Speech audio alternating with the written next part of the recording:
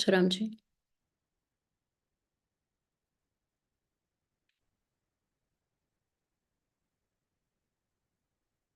So Namaste Masters. Welcome to part 23 of the book session Autobiography of a Yogi.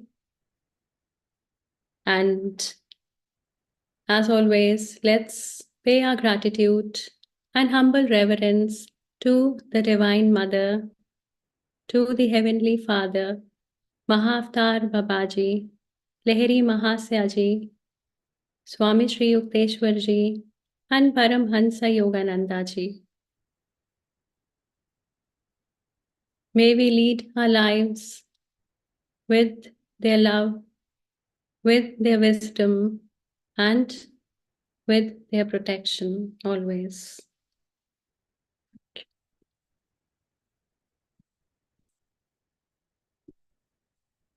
So, Masters, in the last session, we had a lot of wisdom that was shared through Swami Sri Yukteswarji. We learned that Yogananda ji, he came back from the West to India, and how he spent his last days with his beloved Guru, and on how Yogananda ji, he felt devastated, he felt filled with grief and sorrow when Swami Sri Yukteswar ji left his physical body. But at the same time, we also learned how Yogananda ji's joy knew no bounds. When Swami Sri Yukteswar ji resurrected himself, he came back from death just to give us this wisdom that there is absolutely no death, that we continue to exist exactly in the same form, although not in the earthly plane, but very much in the astral plane.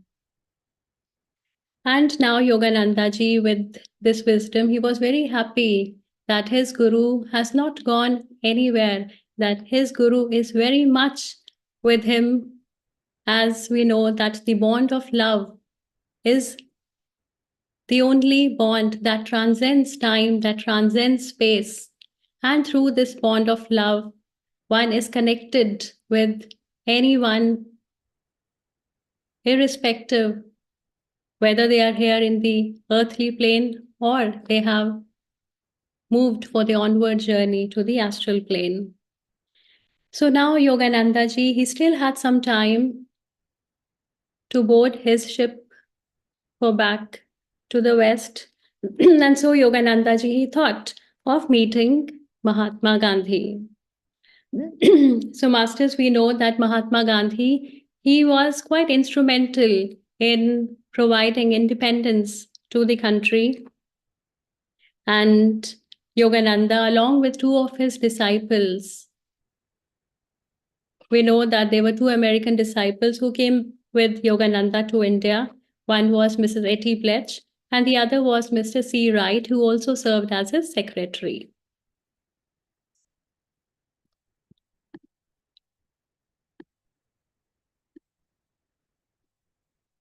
So now Yogananda ji, he was with Mahatma Gandhi in his ashram in Wardha. And the day they arrived was the day when Mahatma Gandhi, he used to observe silence. So Monday was the day when Mahatma Gandhi used to observe silence, that is Mauna. And so Gandhi greeted Yogananda with a smile and a handwritten note. So on the screen, you see Yogananda, he's reading a handwritten note, which was written especially for him by Mahatma Gandhi. And this was the first meeting between Gandhi and Yogananda. And Gandhi said that he started his weekly observance of silence just so that he could have more time at hand to answer and to read all the correspondence that he receives. So Gandhi used to receive hundreds and hundreds of letters from people across the country. And on the day when Gandhi used to observe silence, he had a lot of time at hand to read all those letters and to reply to them. And Gandhi said that it's been now so many years that he's been observing this Mauna, this day of silence, and now he welcomes it and he looks forward for this day of silence, for he can feel that there is so much of energy that he feels he has, which gives him that time, that energy to do much more work than what he usually does in the rest of the days. So, he said that this period of silence is not at all a torture for him. Just like when we also start with the practice of meditation or when we start with anything, any other thing, then, initially it seems very burdensome for us.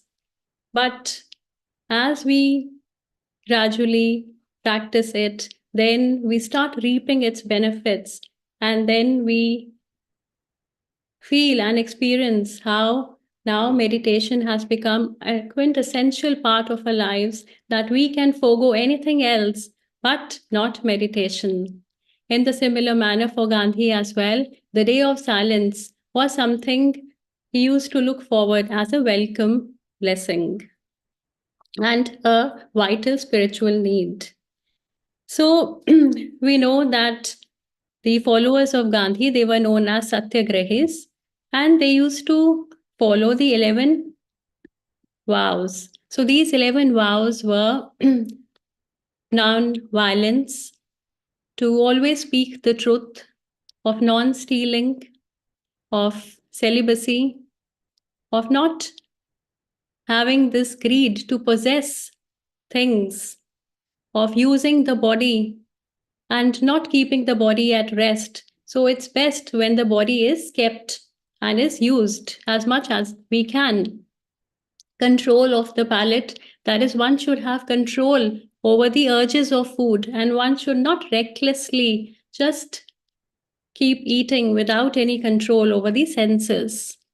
And the other vow is of fearlessness, that is, one should always be courageous. And he also advocated that one should have equal respect for all religions, that one should use the local products, and one should not use anything that is produced not in the country.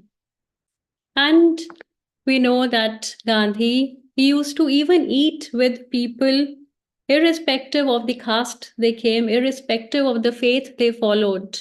And at that time, when the caste system was so much of prevalent, and the so-called untouchables, they were regarded as outcast or downtrodden. So Gandhi, he used to eat with them, teaching that everyone is equal. And Gandhi, he used to follow these vows with earnestness, with complete sincerity, so much so that by following the vow of non possession, Gandhi, he even gave up the practice. He was practicing as a lawyer in South Africa. So, Gandhi, when he was just 23 years of age, he went to South Africa to practice as a lawyer, and he was having a flourishing career.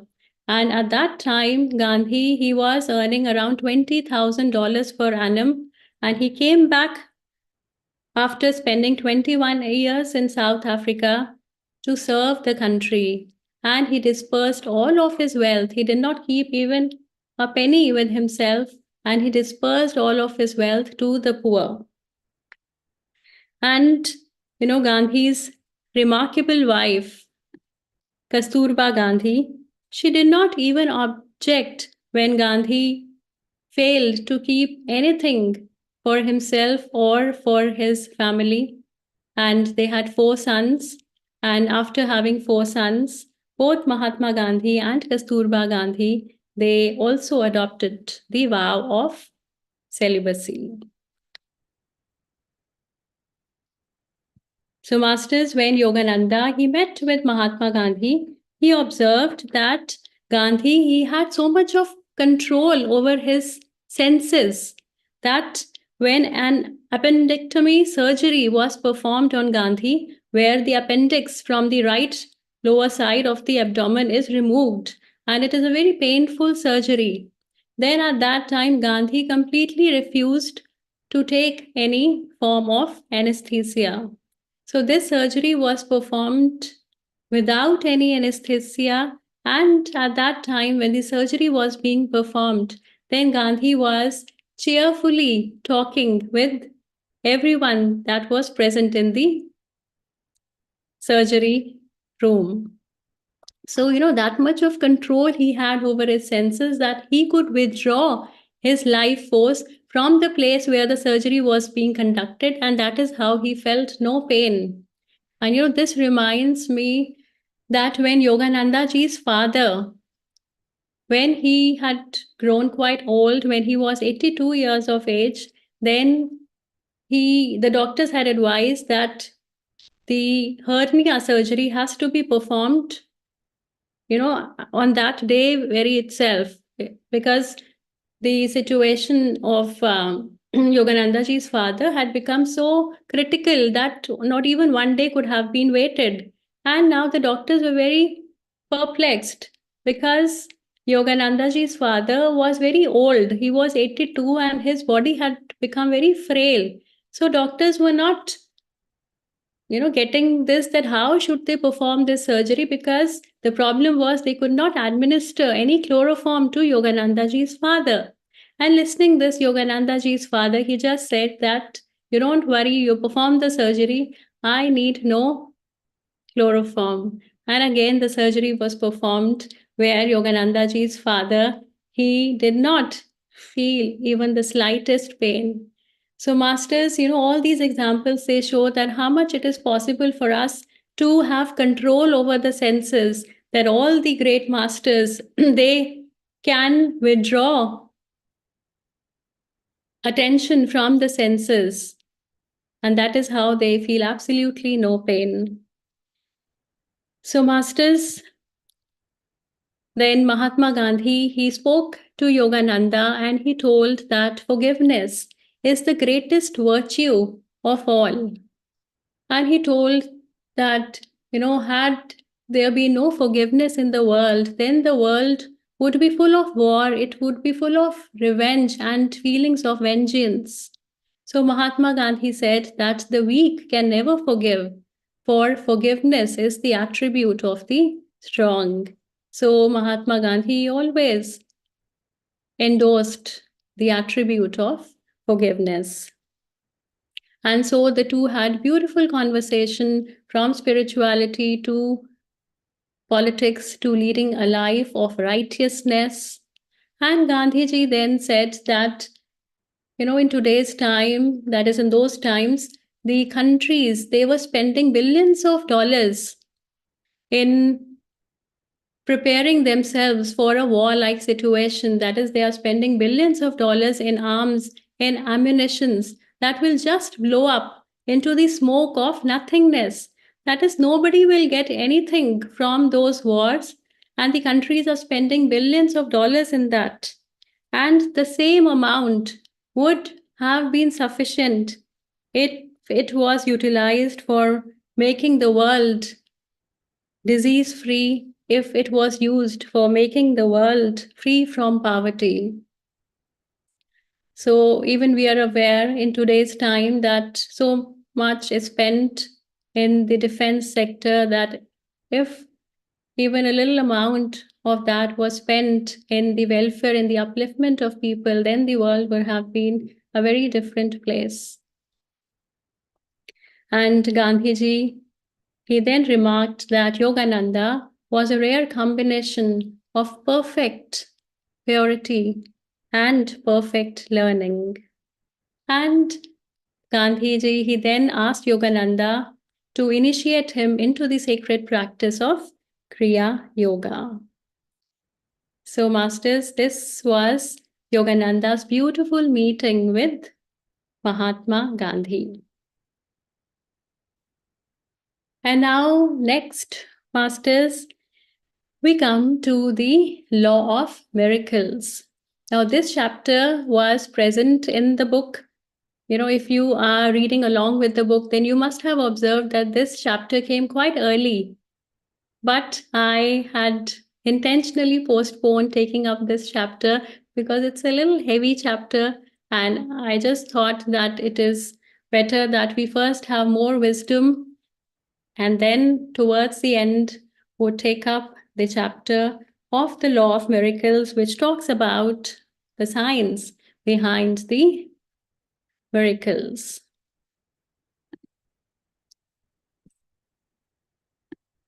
So, masters, now, when we look around us, when we look at the trees, when we look at the flowers, the baby growing in a mother's womb, when we look at the food being digested into our body, we see that the whole universe is functioning in perfection. But the thing here is that we have got so used to and we have got so accustomed to seeing all these things around us day in and day out that even if these things are not usual, they're also miracle. How a baby beautifully grows in a womb and how a baby knows that now is the time to grow the hands, now is the time to have the eyes or the nose. So naturally the baby grows so beautifully, naturally the flowers have such beautiful colors, such beautiful fragrance, naturally the trees give such luscious fruits which we love. So because these things, they happen day in and day out, and we have become so used to them that we don't address them as miracles.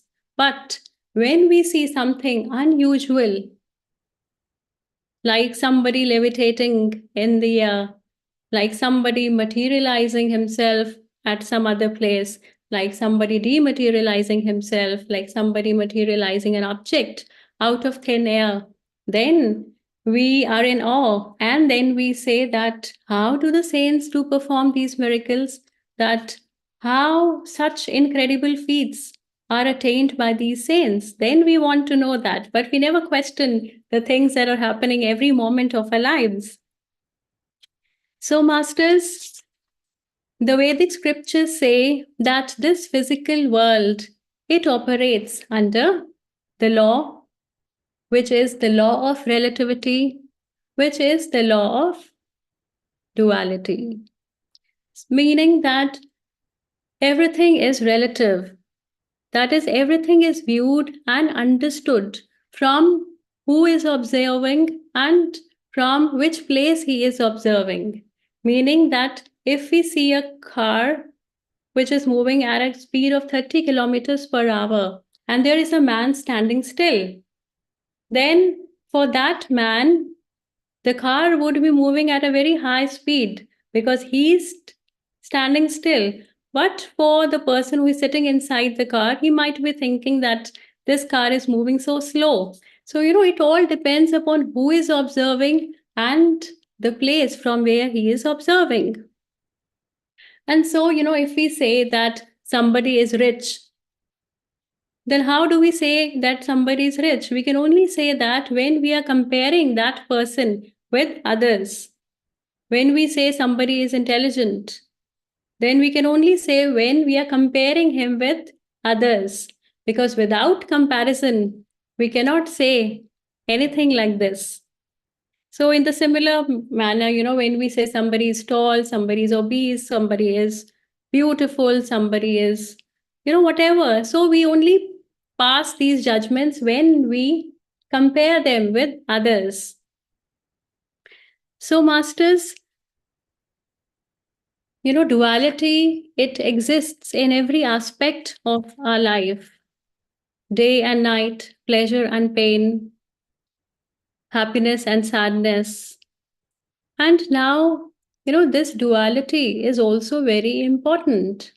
Why? Because imagine a person who has been sad for most part of his life. He gets into the practice of meditation and he starts feeling the joy within. He starts experiencing that the joy is not dependent upon any external factor, that this joy is innate in him. So then we say that he is a happy person, and he also starts experiencing and saying that, yes, I am now a happy person. So, how can he say that he is a happy person? Because he has experienced what sadness is. Had that person known what happiness is, had he had not had any experience of being sad? No. In the similar manner, if a person had been suffering from a life abjected with poverty, and then he toils hard and he then becomes a rich person, then he says that, yes, I am rich because he has had seen the life of poverty. So, this physical world, duality, exists in every aspect of life. Otherwise, this physical world would just not exist without this polarities. So, this also is very important for us to really and to completely understand the physical life. And, because this chapter talks a lot about science, so Yogananda ji says that Newton's third law of motion, which is to every action, there's an equal and opposite reaction, meaning that one force cannot exist in isolation, meaning that if an action is there, then it will have equal and opposite reaction with it.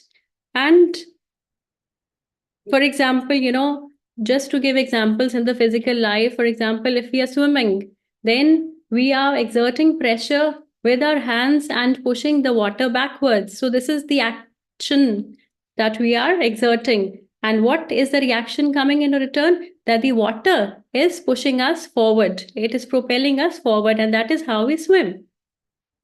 So, masters, science is bound by its law. Science is bound by the law of duality. Science is bound by the law of relativity, and it cannot go beyond its laws because its hands are tied with the laws that it has proved.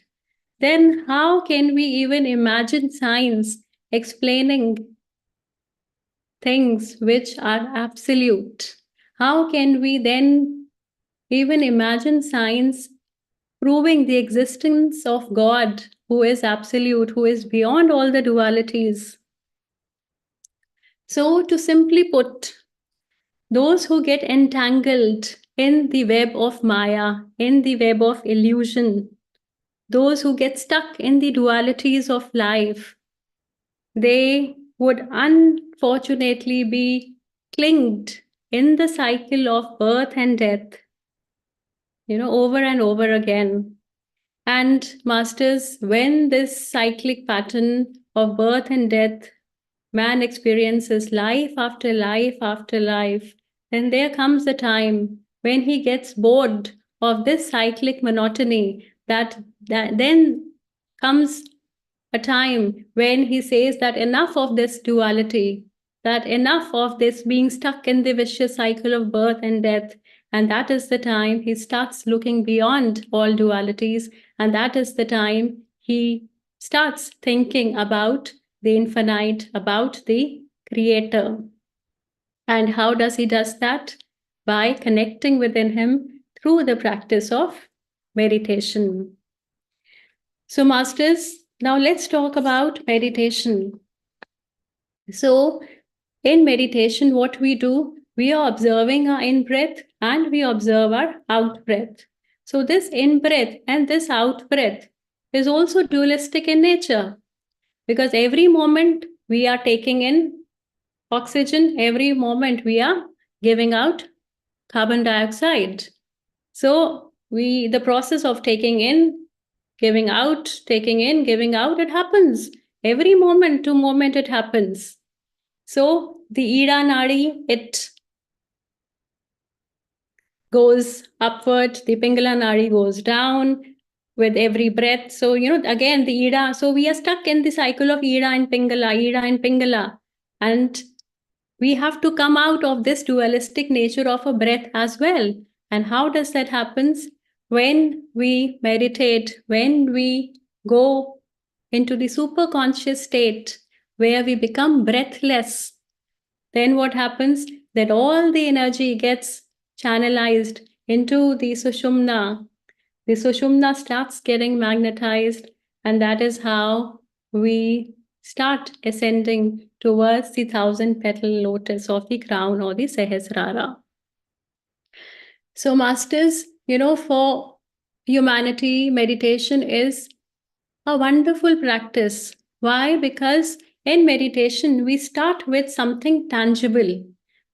We start with something that we can feel, that we can perceive, that we know that it is happening. So, for us to believe in something that does not exist in the start, it's not possible. We all want to start, at least start with something that we can perceive, that we can feel. And we know that breath, we can feel it every moment of our lives. So, we start with something tangible, which is the breath.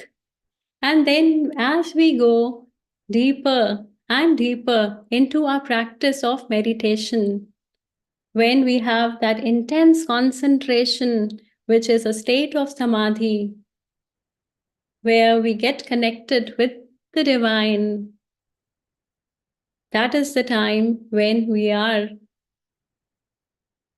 have broken the shackles of duality. And masters, at this point, let's understand what is samadhi. So, samadhi is when we get into the deeper states of meditation, that is samadhi. And there are two types of samadhi, the savikalpa samadhi and the nirvikalpa samadhi. So, kalpa means time. So, something that is controlled by time, that is savikalpa, and something that goes beyond time, it is nirvikalpa. So, just to give you more clarity on this, for example, if I am in meditation and I go into a very deep state of meditation, I go into a thoughtless state, I reach the superconscious level, and that is the time when I have my connection with the divine. But when I am out of meditation, I am again back into the dualistic nature of the world. I am again back into my I-ness. Again, I'm back to the egoic self. So, when the communion with divine happens for only a limited amount of time, that is Savikalpa. And when we practice Savikalpa, when we practice going into the breathless state for a long period of time, then there comes a time when it does not matter if we are meditating or not, because then we have maintained that contact with the infinite, which is unbroken, meaning that when we have advanced so much in our practice of meditation that we do not have to sit into the practice of meditation to have that contact with the divine, because we have advanced ourselves so much. We have broken all the shackles of duality that even if we are walking, talking, sleeping, doing any of the chores, our contact with the divine is still present at every point of time. This is Nirvikalpa Samadhi. And all the great masters like Paramahansa Yogananda, Swami Sri Yukteswar Ji, Lahiri Mahasaya Ji, Ramakrishna Paramhansa, Ramana Maharishi, and all the other saints that Yogananda ji mentioned in the book, like Swami Pranabananda, Swami Keshavananda, Swami Kevalananda, they all achieved the state of Nirvikalpa Samadhi. That is, they don't have to sit in for meditation to have communion with the divine. They have reached a state where every point, where every moment, their contact with the divine is maintained.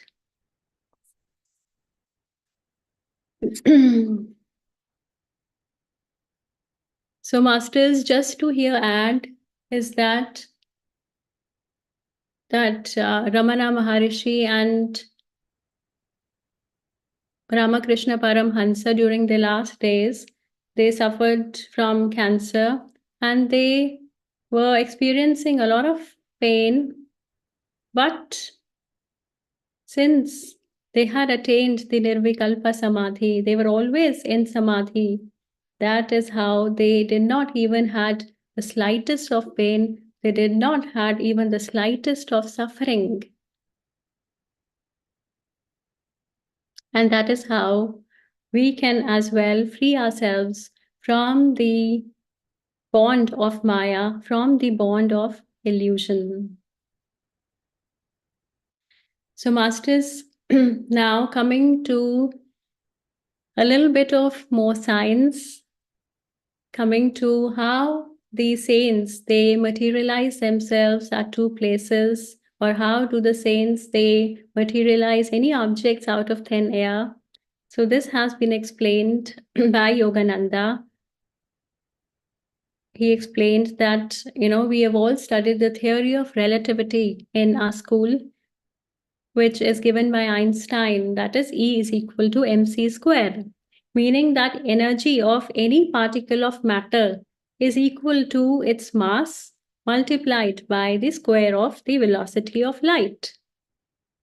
So it's a little bit of technical. It doesn't matter if we do not understand it completely, but it's always good to remain open so that it goes into us. And when the time comes, then this knowledge we would be able to assimilate. So, Masters, now E is equal to mc square, where c is the velocity of light. And according to physicists, the only thing that remains constant in the entire cosmos is the velocity of light.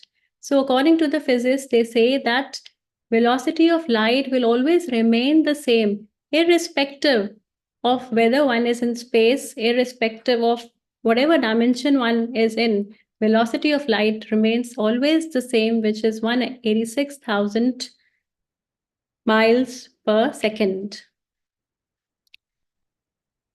Because when we have the light coming from the stars, when we have light coming from the sun, so how the light from the sun is able to travel millions of kilometers away? Sun is, around 150 million kilometers away from Earth, and still it is able to send its light just in 8 minutes. So the sun just takes 8 minutes to send its light to the earth in spite of being 150 million kilometers away from us, because light does not require any medium to travel. Light can also travel through space, unlike the sound waves. So sound waves require a medium like air to travel, but light is the most subtlest, light is the most freest from any material dependence. Light is not dependent upon anything, and its speed is so very fast. So now it means, Masters, now let's take an example of a car that is moving at a very high speed. And as the car is moving, its velocity is increasing and its mass is also increasing. Now here mass is interchangeable with energy as per Einstein. So now as the mass is also increasing, it means that as it keeps on moving faster and its energy also increases, so now its energy has to increase so much that it can actually transcend the speed of light. Meaning here is that because the object's mass increases as it moves faster, it means that in order for an object to reach the speed of light, its mass would have to become infinite, which is practically impossible. It is impossible for any material object to have its mass infinite so that it can transcend or even reach the speed of light, which is practically not possible. And that is where the physics end with their theory of relativity. That is why they cannot explain how the scientists, how the saints, they are able to perform so many miracles. But our saints, our yogis, through their profound meditation, they have got this wisdom that the entire cosmos is nothing but it is the essence, that the essence of cosmos is nothing but light. That is, the entire cosmos is made with light, and there is no difference between light that makes up me, that makes up table, chair. Anything is all made up with light. And so, the yogi, he sees the entire universe as a mass of light. So, when he projects himself as light, then he is able to manifest anything he wants, because when he has transformed himself as a light, which means that he has got that infinite amount of energy, and this excess amount of energy enables him to play with the light atoms, and that is how he's able to create any object that he desires, and that is how he's able to even materialize himself at two places, just as Lahiri Mahasya did, because when he became light, then he can move faster and he can then cross the velocity of light.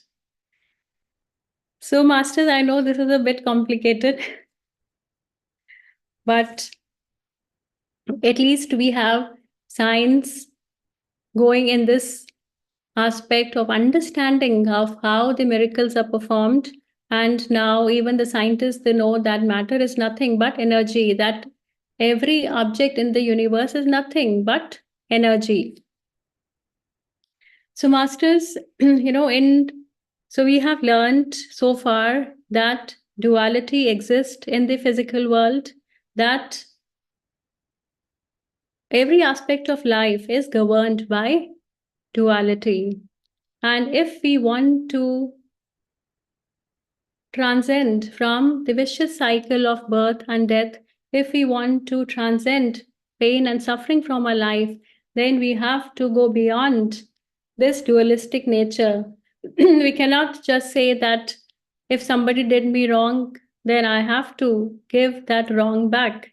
Because if we keep on thinking that, then we know where we are stuck.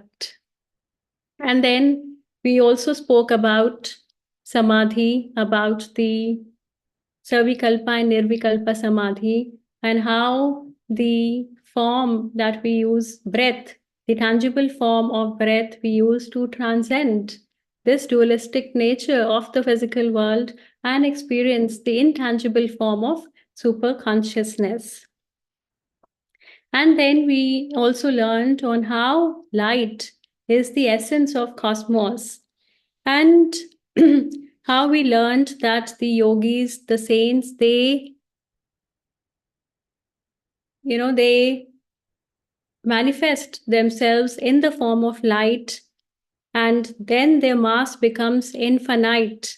Their mass becoming infinite means that the energy becomes infinite, and when their mass becomes infinite, they are no longer limited by the body consciousness, and they then have limitless potential within themselves. And with this infinite amount of energy that they have, they're able to create anything that they desire. So, Masters, this also brings us to the concept of quantum mechanics of the wave particle duality, which, very beautifully states that any thing is both a particle as well as a wave, meaning that I am a particle when I see myself in this limited form. But I am also a wave when I change my perspective and when I see myself as nothing, but I see myself as united with the Creator. For example, let's take an example. Say, if we focus on a negative aspect of a person, that person might have done 100 good things, but then if we choose to be focused on just one negative aspect of a person, then we would only be stuck in that negativity and we would no longer see the other aspects that exist. But when we shift our focus, when we shift our perspective, then that negative aspect, it no longer then comes into our consciousness and we see only the beauty that that person exhibits. But for another person, that person, he may still be, he may still be talking about that negative aspect. But for us, since we have consciously chosen to shift our perspective, so we only see the beauty. So, it, like we say that Jaisi drishti, Vaisi srishti. So it all, the universe, entire universe is only dependent upon how we perceive it. It all depends. If we choose to see something as a particle, as a limited body, it is a limited body. If we choose somebody to see as a wave, as a united consciousness with the omnipotent spirit, then he will represent that, and we will then manifest the entire world with that consciousness. And masters, then, I would like to say that in the end, that, the objective of all of us is to be happy. We all want to be happy. We all want to experience the goodness in life. We all want to see only the ups of life. Nobody wants to see the downs in life. Nobody wants to be sad. But the reality is that if we want to be happy, then we have to know that sadness is just round the corner, because happiness cannot exist without the other polarity, which is sadness. If we want to be very rich in life, then know this, that poverty is standing to follow the richness of life, if not in this lifetime, then any other lifetime, because the law of cause and effect has to match. If we want something, then the other polarity will come with it. So here the idea is not to be attached with anything, just to accept life the way it is, so that whatever comes and goes in life, we remain unaffected, just like the lotus flower, though it grows in the muddy water, but still it blooms in such a beautiful manner. So even we have to try living in the world that we enjoy everything that is given to us, but by remaining detached to it. So, masters, with this, I would like to end my today's session, and I hope that I made a little bit of sense. And thank you so much, masters.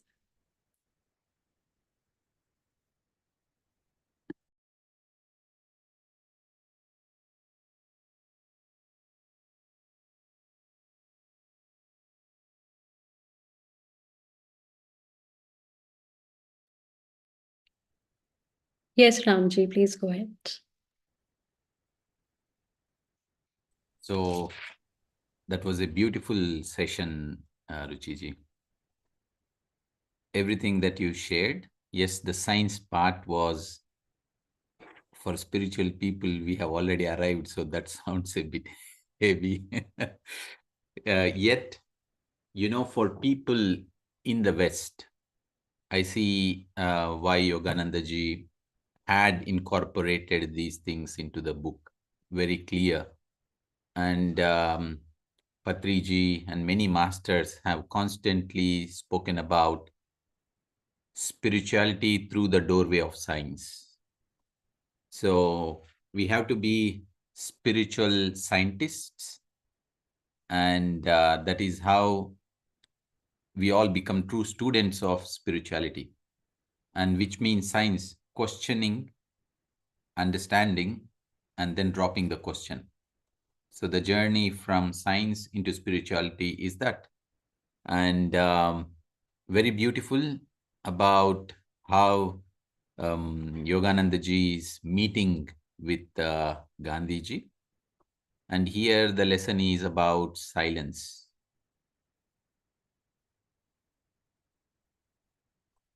I would like to practice silence, but until now, I have not taken that as a as a regular habit. I always wanted to do a full 1 day silence in a month. So again, I take this as a reminder, and I will follow it. I will follow it, because again, it's all about gathering the energies. We are here to live life, and as we live life, we are accomplishing so many things. Either we see it as accomplishments or not, but something is coming out of life. And when we come from a space of full empowered soul's energy, those accomplishments bring greater joy. Whatever in the outer world that we create, it becomes different when we come from a space of stronger soul's power, stronger willpower, however we want to term it. And practices like meditation and silence, they are like watering the a plant. So thanks for this reminder. And as well, the story of Gandhi ji, particularly about how he had left his life as an expatriate in South Africa with such a high earning job, returning to India. It's in those times, yeah, it speaks volumes why he is called Mahatma, the greatest soul. And the 11 vows, the 11 principles of life, there is a lot. We can just take each one and write our own life. Are there some aspects of my life where I could have implemented this truth? And we will notice, because when you were sharing that slide, I was taking each of these truths, and I was just contemplating upon, were there any instances I could have applied this one, where I could have applied this one. So, and indeed, I have noticed that there were occasions where I could have applied one of these, which I missed at that particular point of time. So we have to keep reminding ourselves that, these great masters have given us great tools, great keys for a happy life, for a, you know, um, for a life to experience full freedom. When we follow this, we are not limiting ourselves. The most simple thought a common man would get is, if we follow all these, what these sages are saying, we are going to limit our pleasures, or we are going to limit our life. However, I think that's a wrong perception. The right perception is we experience greater freedom as we live through these principles. We experience the eternal joy, a continuous happiness. So, very beautiful. And I like the statement that forgiveness is the attribute of the strong. So yes, we hold a lot of things, and that statement we have to write somewhere where we can see every day morning. This should be the mantra before we go to bed as well. Is there any of the events today that I'm carrying into my sleep? Are there situations where I have to forgive? We have to do that. So very beautiful. And all the loss of miracles. So beautiful. So, and I like this statement, Yogi sees the entire universe as light. Very, very profound. And the last statement, which was Jaise Drushti Vaise Srishti. The way we see is what we create. How we are is what we create. So the process of meditation, the process of spirituality is refining our own self. It's nothing else but refining our own self. All the work is within ourselves. Nothing is outside. If anything that is outside is wrong, it is because something inside us is wrong. So that statement is profound, very, very beautiful. So if we find difficulties outside, it is because there is something inside us to correct, to work upon. So thank you, Ruchiji. So many beautiful things. You have spoken beautifully about this dualistic nature of breath, going beyond even the dualistic nature of breath and connecting to Shushumna. Very, very wonderful way of correlating one's, practice of meditation. So very nice, very nice. I really liked it. Lot of takeaways, lot of things to, you know, it's joy. It's joy when we revisit these things. Very beautiful. Thank you. Thanks a lot. Yeah, thank you so much, Ramji, for your kind words. And when I was reading this chapter on law of miracles, it took me a lot of time to actually understand, to be able to take a session. And I was up till now not sure of how would I be able to talk something about science, which even I have not studied in my school. I'm not a science student. So, like whatever best I could, I have, and I would always recommend all of you to please read the book to have a better understanding, because I am just giving you what I understood out of it. But to have the complete picture and to have your own understanding, it's always best to read the book. And yes, Ramji, you have so beautifully also shared on how we should, whatever we are learning, we should reflect and see whether we are imbibing it in our own lives as well, because only then anything that we learn, anything that we listen will be actually helpful in our own lives. So it's always best to take some time out to reflect, to introspect on how we can better ourselves, on how we could improve ourselves, as you rightly mentioned about the great vows that Gandhiji followed. And yes, so thank you so much. Well, I just got a very old copy of Autobiography of Yogi in this trip. So I have other recent copies, but the Hmm. moment I looked at these, the page quality and something, I really liked it. I just wanted to show. Yes, it's a very old version. Yes. Yes, yes. Mm. Yes, Vidyaji, please go ahead. Thank you, Ruchi. Very nicely said. In between, my phone totally died, and I had to wait like 5 minutes. I didn't realize it takes so long for a phone to recharge, but I missed. I'll watch again. But very, very, whenever you explain, everything connects so well. And like Ramgaru explained all in detail, I don't want to go back again. But Gandhiji, when you were explaining again, I connected. Like I said, I had gone to Lake Shrine in LA. The Yogananda's is ashram there, and there's a memorial there for Gandhiji, and they say there is part of his ashes there. So I was trying to share the picture here, but it doesn't come. It's fine. But thank you for and all the qualities, the 11 qualities you mentioned. For us to try one quality is so difficult, and he practiced every quality. I had not seen him as a spiritual guru, but he from my childhood, my dad used to always believe in Gandhiji, and we followed his principles. For living, he gave us ahimsa and talking the truth always. um, and all of us used to quote Gandhiji all the time, right? The three monkeys: not to speak evil about others, not to see it. I always had that picture of the three monkeys.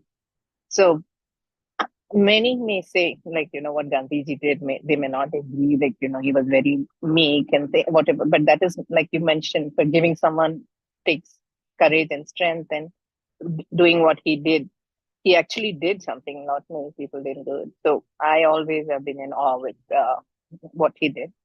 Very inspirational. And like you said about duality too, I've been listening to this No Death, and there also they've spoken, when we transcend this duality is when we transcend death and everything else. And you truly mentioned, if we experience something, we have to come back to experience the other side of it. So accept everything that comes, because if not this lifetime, next lifetime we come and experience. So many profound truths that you have talked about. Thank you for taking us through this. And the last statement, like Ramgaru said, Jaisi Drishti Vaisi Srishti. It's so beautiful. I think I have not heard it that way. Of course, we talk about our thoughts, what we create our reality with, but beautifully said. Thank you. Yeah, thank you so much, Vindhyaji. You always come up and you always do such beautiful sharings. And in the we will be talking about the lake shrine that you visited in the last session. So we just have two more sessions, and I would show then also pictures because even I searched about the lake shrine, and yes, it has the ashes of Mahatma Gandhi in that establishment. They have Yogananda ji especially got the ashes of Mahatma Gandhi from India to have it in the lake shrine. So it's a very beautiful place. It's a very huge place. Yes, and like these words of Jaisi Drishti, Vaisi Srishti is these are the words of Patriji. And Patriji, I'm reminded he always also uses the he used to say the Doha of Kabir that सुख में सुमिरन सब करे दुख में करे ना कोई जो दुख में सुमिरन करे तो जो सुख में सुमिरन करे तो दुख काहे को होए so when we talk about getting out of the dualistic nature and not getting affected by the highs and lows of life, how can we do that? I also used to ask that how do we do that? How should we not get attached to the happiness? How should we not be in the suffering mode when the sadness comes? Because sadness will come. That is, so when we have our consciousness always in the divine, when we keep only and when we think only of the divine, then we are just here in the middle, and then we will get the strength and we will get the courage not to get swayed here or there. So that is how, the words which Patriji always says, and, he uses this Doha of Kabir, that always have one pointed attention to the infinite. And that will give us the wisdom and that will show us and guide us our ways in our journeys of life. So thank you so much, Vindhyaji.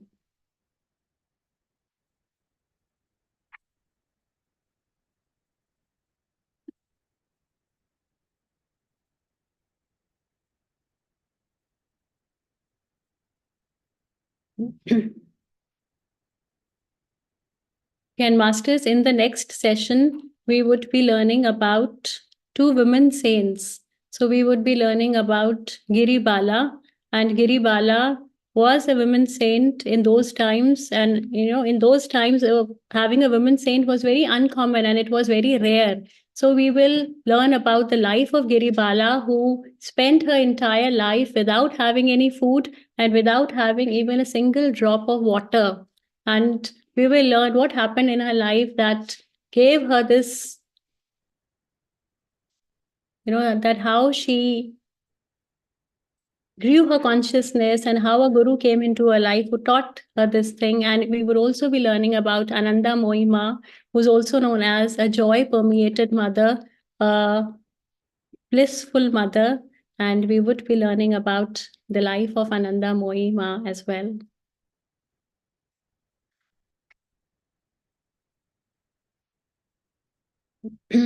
So, Masters, if we do not have any questions or any more sharings, then we can start with the meditation. Yes, Indranji. Yes, please go ahead. Namaste, Masters. It was a very wonderful session. I just wanted to let you know that since you advised that, we have to have the book in hand and then we have to read it and have really experience the book. For the first time in my life, I bought a book that is autobiography of Yogi. And it is indeed really a great experience reading the book. And there are two miracles attached to this book because on 8th March, I think on the day of Shivratri, you said like that we will be having two more sessions and then we will be closing it. And I had I had a thought in my mind that, I have to get a job in US, and then, once I get a job, I would want to buy the book with the US salary. That was one of the wishes. And then I was thinking, like, there are only 2 weeks. My wish is not going to be fulfilled because I was not getting any interviews, or I was not through any interview or whatever. So um, finally, it was a miracle that I got a job. I felt like the interviews were staged or whatever. And even that time, I was thinking, like, even if I get a job, by the time I get salary, this 2 weeks will be over and I'll not be able to share that with you. So I don't know what was the reason that you extended these sessions. I mean, it's like third or fourth week now, I think. I got a job. I also got the payment. I was able to buy the book. I got it just the beginning of this week. And the second miracle was, like, I wanted my daughter to read this book. She's in grade 7. And these days she's like a little bit restless. So I was also following the sessions of other masters. Even Ram sir was saying that, how to deal with the teenagers. We shouldn't say anything bad or negative. It will release dark energy. So I was just following all that. And then I was really thinking in my mind that my daughter should read this book. And she said, like, no way I'm going to read that book. Please keep your meditation with you. You don't enforce on me. And when I got the book, she was the one who opened the book. And then I did not know about the books because I'm not a book reader. She said, like, why did you buy this book? You should have gone for a large print. Because when I saw the book, it was very small print, and I was not able to read it. I mean, probably my eyes were so tired that day. Last week I had spent a lot of time on the laptop. So I was a little disappointed with myself. Like, I could have ordered a larger print because this is not going to help me. And then she said, like, don't worry, I'll read the book for you. And she was sitting with me and she was reading out the book for me because it's a small print. She was able to read. And that's how, like, uh, Paramananda Swami has helped me, to fulfill the other wish that my daughter has to read the book. So these are two things that happened. And I'm so thankful to you. All this has happened because of you. So thank you so much. Wow, Indrani ji, amazing, amazing. See, I told you, Yogananda is watching. Yogananda ji is watching you. He knows all your thoughts. Just because of your sincerity, of your earnestness, of your sincere desire, he extended these sessions so that within that stipulated time that you wanted, everything, all your wishes are fulfilled. See, God only sees how much earnestness we have, how much willing we are to walk on this path. And if our earnest and, if we are actually sincere, if we really want it for the highest good, then even the divine, he always helps. I have seen if the intentions are pure and if our intentions are not for any greed, then the Lord always listens and he answers the prayers. So Indrani ji, it is all because of your own sincere efforts. It is because of your own desire and intense will inside you that is giving you all these beautiful results. So kudos to you, Indrani ji, for your earnestness and for your sincerity to walk on this path. And I'm so happy that you got this book. And I am sure that you would be loving this book while you read it. And you would feel also the vibrations of Yogananda ji that he has put into every word of this book. And then you would also see so many other amazing miracles happening in your life. So Yes. amazing. The other miracle, the other miracle is, like, just this morning you said, like, you're coming to US. So I'm so glad. Thank you. Thank you, Indrani ji. Thank you. Beautiful. On the day we hear about the loss of miracles, we hear about the miracles happening. So very beautiful. Very, very, Very nice, Indrani ji. Thanks for sharing. And thanks, Ruchi ji, for inspiring, all these ways of connecting to such a beautiful book, journey, and wisdom. Thank you. All thanks to you and Madhuji for providing this platform. Had this platform not existing, then there would have been no means for us, all of us, to get together and to share these energies and these beautiful time with. So all thanks to you and Madhuji. It's the universal plan. We are just the instruments. We are also part of that universal plan. So we are grateful that we got this little opportunity to be part of, this beautiful journey with the Beam family. Yes, and I also feel that, everyone has a part to play in this universe. Everyone is playing their part. And that is what the infinite, that is what the creator wants, that, that everyone is provided with the purpose. And we just have to listen to our inner guidance and follow that purpose selflessly. And then the universe does provide all the guidance that we need to get past all the hurdles and to walk on our soul's path.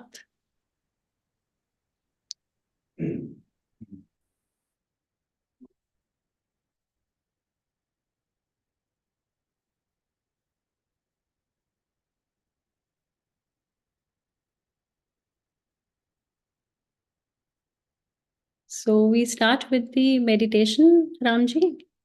Yes, Ruchiji. Do you want me to play music or you will take over? I'll play. So I will